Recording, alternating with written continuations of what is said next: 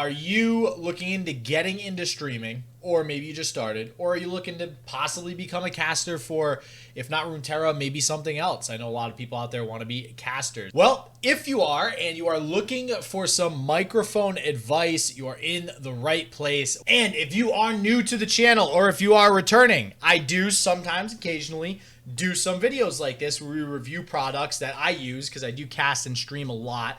And I just want to, any information that I have or any way that I can help you guys potentially do the same stream. Maybe if you're trying to become a caster, great. Hopefully I can help you guys out with that. I can provide you some tips and tricks and kind of what I did to get started as well. This is the place to do so. So don't forget to hit that subscribe button, hit the like button if you do like this video and you find it useful. So stick around. That is coming right up.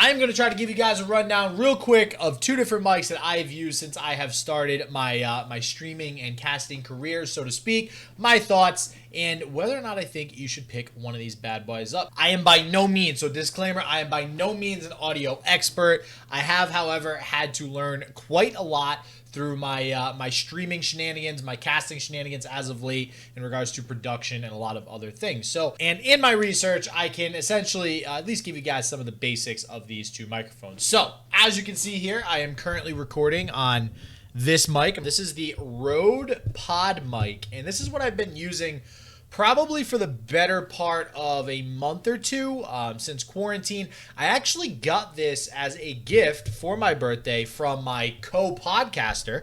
If you have not already checked out the Game Wild podcast, the links are in the description below if you want to go ahead and give that a listen. It's just all about video games. And he gave me this. He has the same exact mic, and it has worked wonders so far. It's done a great job of capturing my voice and providing pretty good audio quality for not just the podcast, but also my streams and casting endeavors. On the other hand, we also have the Samson G Track Pro. This was my original mic. The reason I'm not using this anymore is because, as you can see here, this actually has a USB connection. So this would go straight into the computer from the bottom of the mic. And at some point, I think the cord that I had just kind of shit the bed, and it wasn't working anymore. So I kind of needed an emergency mic, and that's where this podcast mic came in right here. So now that I've had two pretty quality microphones under my belt, I want to go ahead and take a second to tell you guys whether or not you should give these the time of day. If you're looking for a mic upgrade or just looking to get a mic in general, what it is you guys should do. Real quick breakdown of the mics. The Samson G Track Pro, which I'm going to go ahead and pull up again right here. MSRP is almost $200, so $190.99. This is the more expensive of the two mics, whereas the PodMic right here is actually MSRP of $150. Now, I will go ahead and put two links to Amazon in the description below if you guys do decide to buy either one of these mics. Right now on Amazon, the Samson G Track you can get for about $185. That's not much of a deal compared to the MSRP. I actually was able to nab this for $124 back when I first got it. I actually did an older review video of just this mic a little while back on my channel, which if you guys want, oh god, I always point to the wrong corner. There'll be a card right there for that video. So the Rode PodMic, on the other hand, you can actually get for $139 right now on Amazon. And again, the link will be in the description below. Condenser versus dynamic mic. This is a condenser mic. This is a dynamic mic. A dynamic mic is usually for loud noises, drums, sounds, stuff like that, loud vocals. I'm kind of a loud guy if you couldn't figure that out, so I'm not really sure if dynamic is better for my voice in particular, but what I can say is that a condenser mic, like the Samson G Track Pro right here, is usually used for softer vocals. So like if you were trying to record in a studio or something, you'd want to go ahead and use a condenser microphone. Now, polar patterns are another thing that if you're looking into microphones, you got to know about. And again, these are just some basic definitions. I'm not going to get into like frequencies and stuff like that. Just some basic stuff you probably need to know about microphones before you go shopping for microphones. So generally speaking, there's three different polar patterns that you really have to care about. There's cardioid, there's bidirectional, there's omnidirectional. So cardioid is this bad boy right here. Cardioid is essentially, it's taking in sound from the front of the mic, or if this is the mic, from the front of the mic, doesn't really take anything from the back, so you're just getting it from one direction, and it's going to kind of, isolate some of that ambient sound that you're sometimes picking up. And again, at the back of the microphone, it's less sensitive. Doesn't mean it doesn't pick up stuff. Like this would be the back of the microphone right here. Doesn't mean it doesn't pick up sound. It's just less sensitive. It's not going to pick up as much sound. As you can see, I actually have this angled so that the front of the microphone, the top and the front, are angled up at this pop filter here. Speaking of pop filters, I will say, although I have one, pretty much just because I was using it with the Samson G Track Pro, is this mic, the PodMic, has a built-in pop filter, so just something to take into consideration. Back to polar patterns. So this bad boy right here, it says, you can see on it, it actually says figure 8 right there, and then it says Omni. So figure 8 is another way to say bidirectional. And bidirectional is, if cardioid is taking it primarily from the front, bidirectional is it's equal on both sides. It's taking it from the front and the back.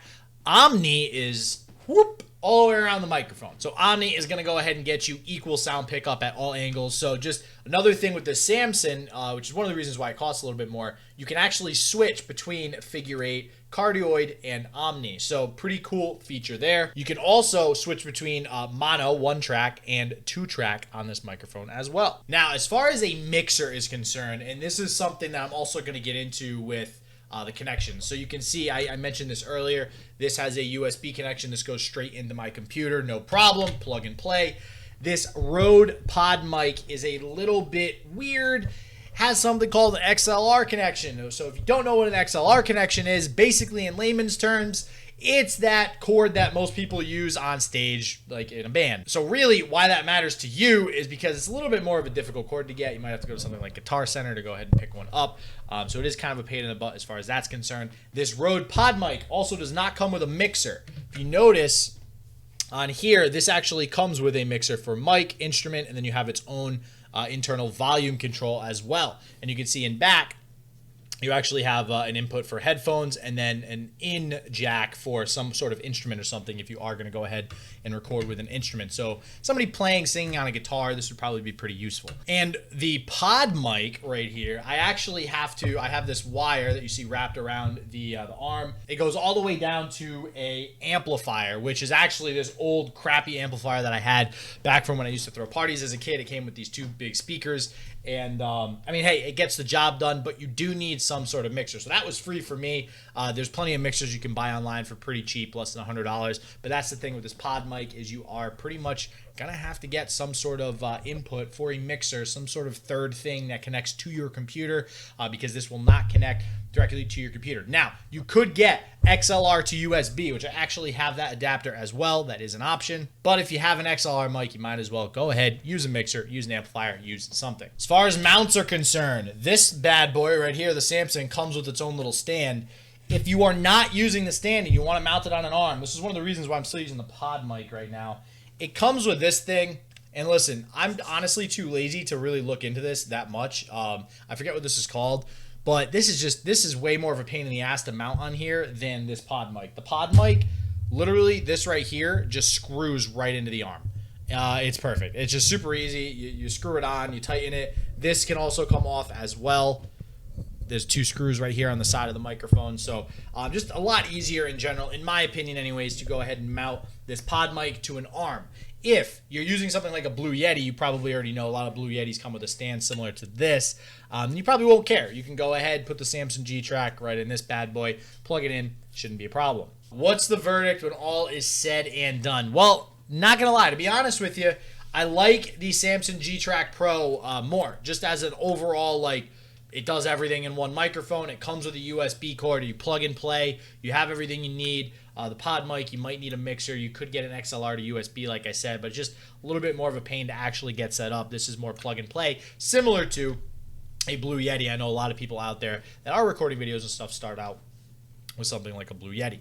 What should you do depending on your situation? All right, so here's the deal. Let's say you have a Blue Yeti, and it's either shit in the bed or you just want some sort of upgrade. If you are trying to upgrade from a Blue Yeti, it does not make sense to get this PodMic. You might as well get something like the Samson G Track Pro.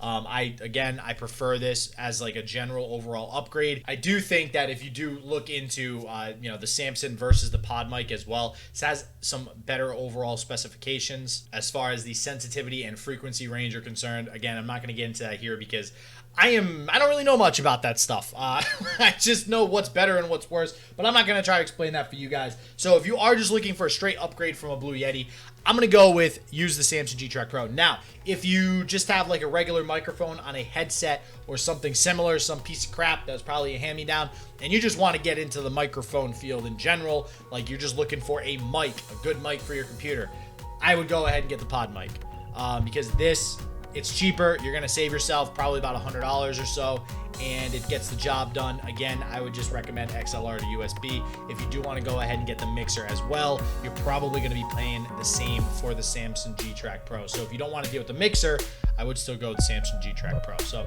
just a heads up. All right, everybody, and that is it. I hope that this helped. Until next time, everybody, as always, stay healthy, stay positive. I hope shit just works for you, and peace out.